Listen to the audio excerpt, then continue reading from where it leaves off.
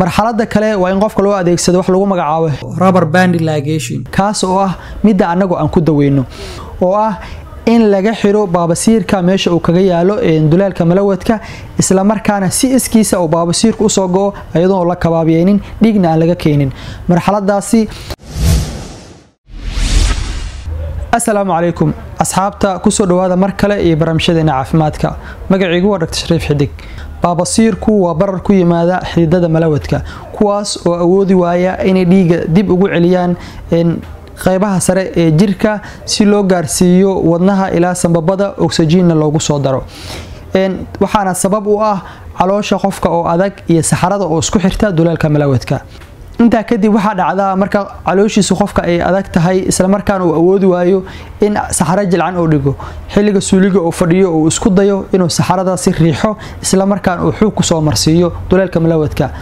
taas waxa ka dhalan doonta in dilaac uu ku yimaado xididadii malawadka halkaasna ay ku qarxaan oo dhiig ka yimaado saxarada soo raaca sidoo kalena bararku uu sii bato ama uu sii siyaado hadii qofku calooshiisa uusan jilcin.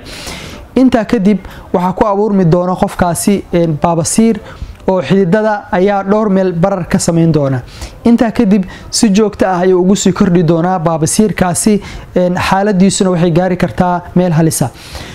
baabasiirku waxa uu maraa ilaa 4 marxaladood. marxaladda koobaad qofku marka uu saxarada u fadhiyo kaliya ayuu wuxuu arkaa dhiig soo raaca saxarada halka marxaladda labaad ay tahay qofku marka uu saxarada u fadhiyo inuu taabto barar isla markaana dhiig saxarada soo raaco marka uu istaagana uu dib u noqdo oo san arkin.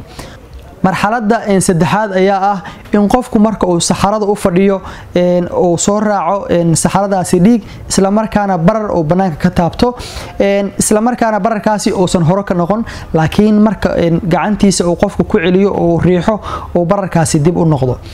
marxaladda afraad ayaa ah in qofku mar walba uu saxarada u fadhiyo iyo marka uusan u fadhinba oo wada taabto barar banaanka iska yaala oo si walba uu isugu dayo inuu dib u celiyo aan noqonaynin. waxyaabaha ugu badan ee sababa baabasiirka waa caloosha qofka oo adag iyo qofka oon isticmaalin raashinka qolofta leh lagu magacaabo hoolgareenka qudaarta noocyadeeda kala duwan iyo cabitaankiisa qofka oo aad u liita. inta kadib markii xaaladiisu qofka ay darsato waxa la gudboon inuu qaato talooyinkan soo socda. ugu horeyn waa inuu cuntadiisa bedelo isla markaana uu qaato raashinka qolofta leh cabitaankiisa inuu badiyo stress iyo waxyaabaha sidoo jiraan inuu iska saaro sidoo kale jirdhis inuu sameeyo. inta kadib xalka baabasiirka waxa loo kala qaadaa ilaa dhowr nooc.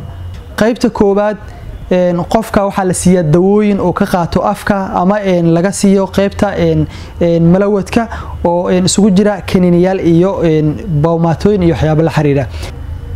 haddii qofka xaaladiisu ay sii darsato dawooyinkaas oo qaatanayo wax u qaban waayaan wuxuu mari karaa qaababkan soo socda.